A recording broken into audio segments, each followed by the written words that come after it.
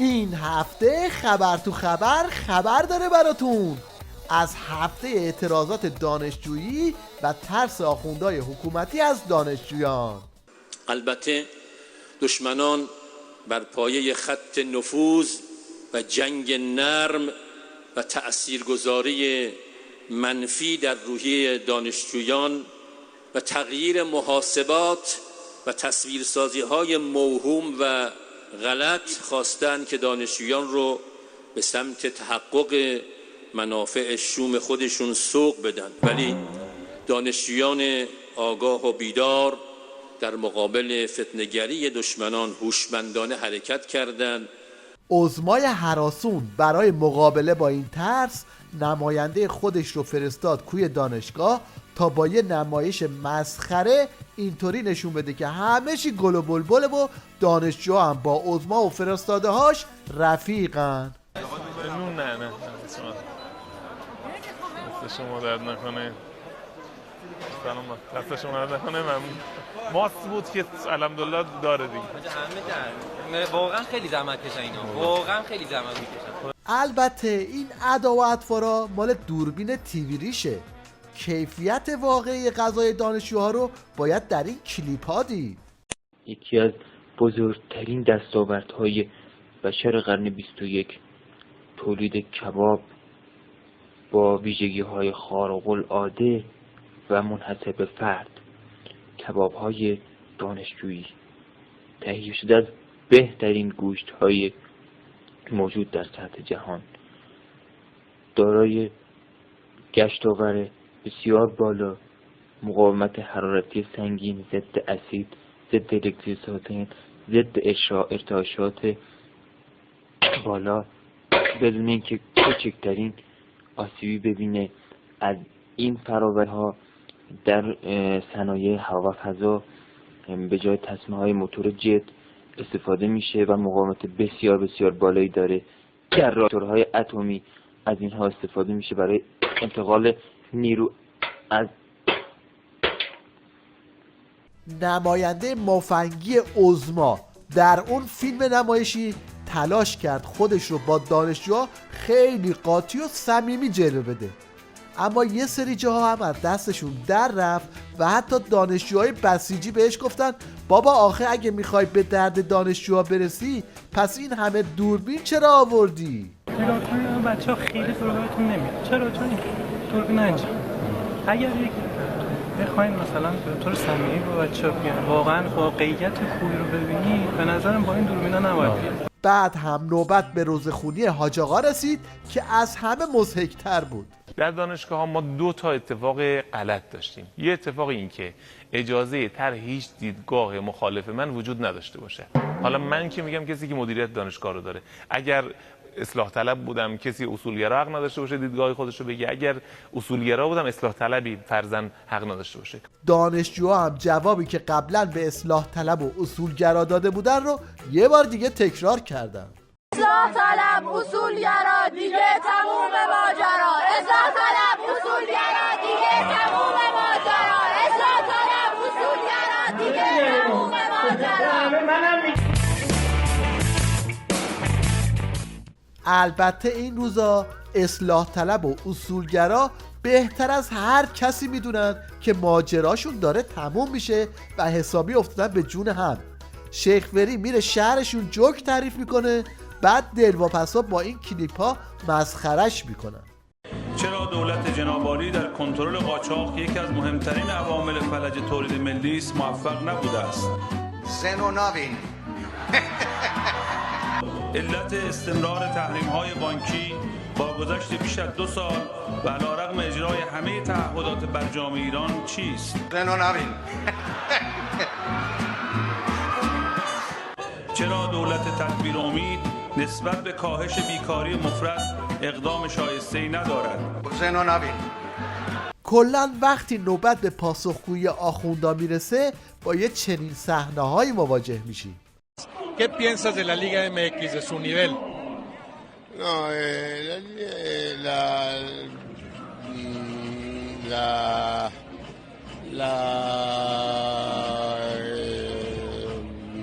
این این هم یه نمونه از کنایه‌های تیویریش به شیخ فری و سیاست‌های اقتصادیش. بانک مرکزی میگه اگه طلا آزاد شه قیمت ارز میره بالا. خب ما طلا رو آزاد کردیم، قیمت ارز هم نرفت بالا، آمد پایین. پس معلوم شد که دوستان ما این فرمولایی که تو دانشگاه خوندن برا ما میگن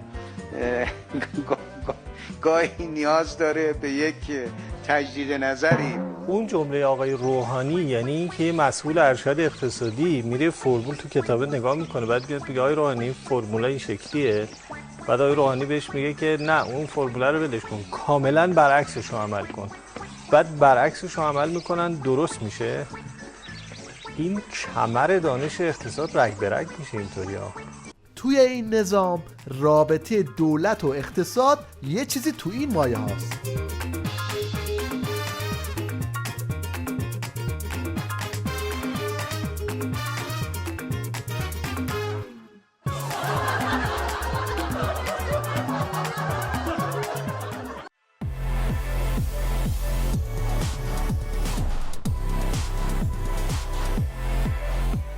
البته این جنگ و دعواهای باندی فقط به سیخ و کنایه محدود نمیشه و کار به ترانه سازی برای باند رقیبم میکشه.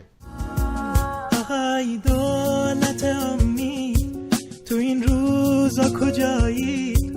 چرخ زندگیمون با وعده شما نچرخی، رای مردم خوردی، آبرومونو بردی، حق کارگرامونو ببین دانه سپردی.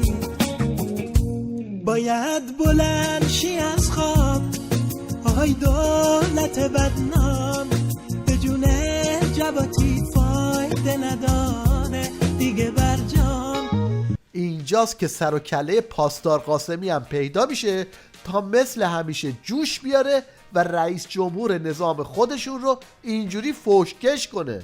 کل زندگیش خودشون و فک فامیل اینا، دختر پسر اینا اون برن، 2 تابعیتی 3 تابعیتی.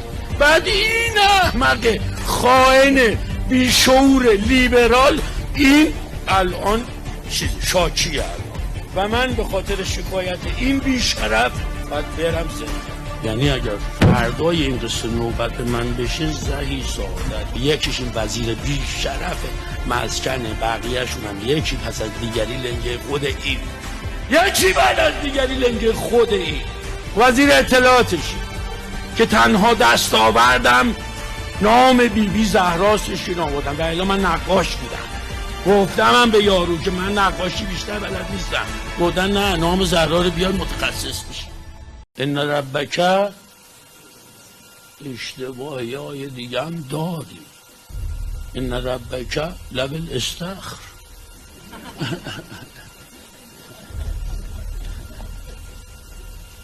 یه خدا مال توه، یه خدا من دارم. لب استخر، لب استخر فرح.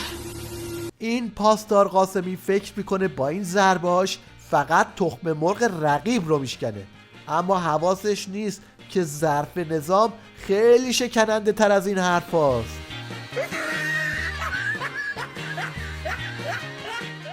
البته داد و بیداد این پاسدارای وحشی فقط یک کاربرد داره، اون هم روی دادن به بسیجی های وارفته است. مثلا ببینید این پاسدار عباسی چه پارس خابیده ای میکنه. شما ترسیدید از آمریکا، اگر ایادی شما در اتاق بازرگانی هشتگ میزنن که شکست را بپذیرید، من از شما شکست رو میپذیرم. شما در دولت شکست خوردید، در برجام شکست خوردید، در قولهایی که به مردم دادید و دروغ گفتید شکست خوردید. ما به قول قوه الهی شاخ آمریکا رو تحریما زده اول و آخرشون رو مچاله کرده، بعد این میخواد با هارت و پورت خودش رو سرپا نگه داره. حکایت این باباست که داره پهن زمین میشه اما میخواد با این فیگورا خودش رو از تک و تان اندازه.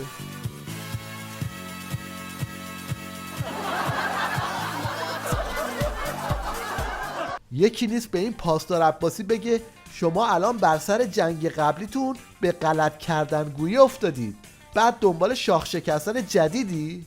جنگ حتی واسه کسایی که پیروزم بودن اون هدفی رو که میخواستن تأمین نکرد. جنگ اصلا وسیله مناسبی برای رسیدن به هیچ هدفی نیست. ما واقعا نمیتونستیم جلوی وقوع جنگ رو بگیریم. حق با مردمه، حق با ما نیست. ما اینها رو با جنگ و با این اوضاع احوال اینا از زندگی ساقط کردیم. زندگیشونو گذاشتن توی راهی که امروز نمیتونیم شاخصی بدیم بگیم از بین این 10 تا به این 3 تاش محقق شد. آخوندا در حالی دم از شاخ شکستن میزنن که وزیر نفتشون رو اینطوری توی اجلاس اوپک آب لمبو کردن.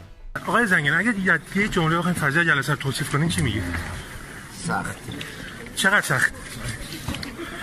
بیشتر از همش. و فکر میکنید فردا ممکنه توافقی حاصل بشه؟ تلاش الان دیگه هیچی از برجام آخوندا باقی نمونده. ته برجام اروپایی رو هم اینجوری دارن میلیسن.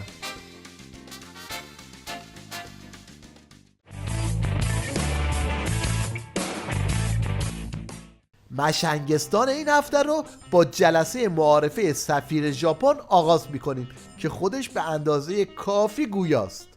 خانم‌ها و آقایان، قبل از اینکه سخنرانیمو آغاز کنم میخوام به شما این سرگرمی توپ رو نمایش بدم.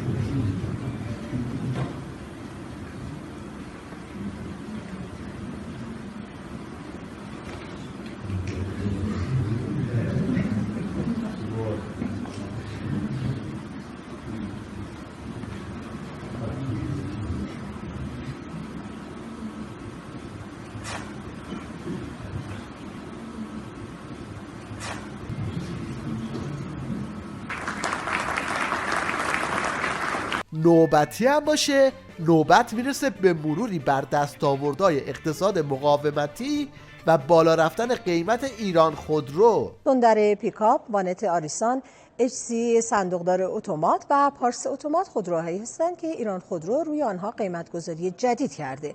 این شرکت در حالی از تحویل فوری این خودروها با قیمت جدید گفته که پیشتر برای تحویل خودروهای متعهد شده اعلام کرده بود کمبود قطعه دارد. ایران خودرو در واقع با این کار نشان داد منتظر تصمیم دولت در اعلام نرخ‌های جدید نشده و خودسرانه اقدام به افزایش قیمت‌ها کرده. حالا شاید سوالتون بشه که چرا قیمت رو بالا بردن؟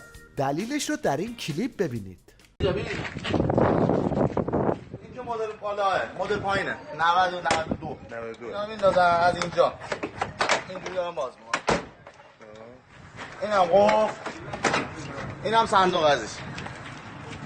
صندوق اینم که با چاقو داره باز میشه. این کاپوتشه. سرقت کامپیوتر باتریه.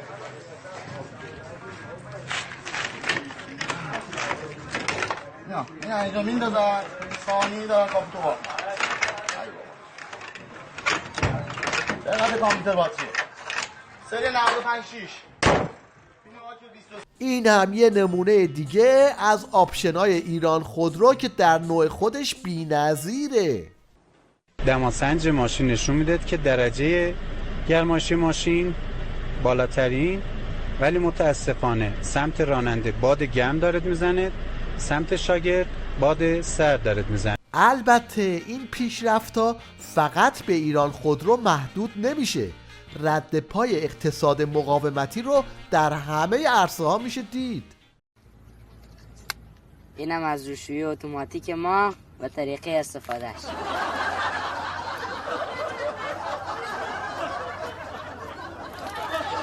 در این وضعیت دزد بازار و با این گرونی اجناس چند تا راه کارم پیشنهاد شده که با هم میبینیم.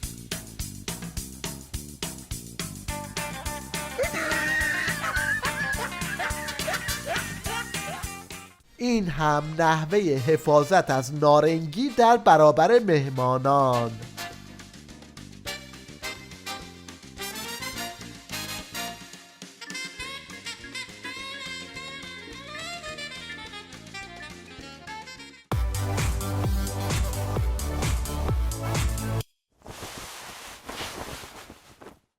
در پایان توجه شما رو به یه هنرنمایی دست جمعی جلب می‌کنیم. بعید میدونم تا به حال برنامه راز بقا رو به این صورت دیده باشید.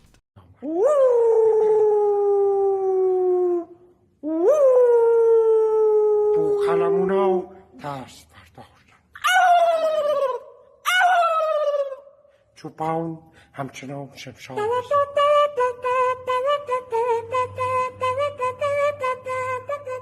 قورباغه در حال صدا دادن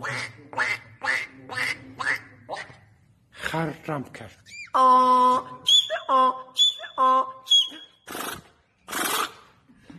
بوقلمون چوپان دوباره با صدا دادن